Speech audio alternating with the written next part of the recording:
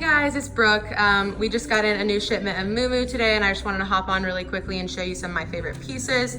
The first being the Berkeley Bells in cognac and cream, and I just paired it with a top that we already had. This is Thread and Supply, the DB top in bone, just because I felt like it was a good cream and went well with the pants. And I just did a little front tie, and I paired it with these Diva True booties with a little gold accent on the back, and it is the cutest outfit ever. Perfect for fall in this color. I mean, it's just like so adorable. But yeah, they fit so comfortably, and I'm wearing them in a 28, and I will just say for the record that I am really tall, and I'm 5'8", and nobody should really have any problems. They even touch the ground for me, but just in case you were freaking out, I'm also wearing a little bit of a heel too, so I don't think anybody should really have an issue with these as far as length goes. So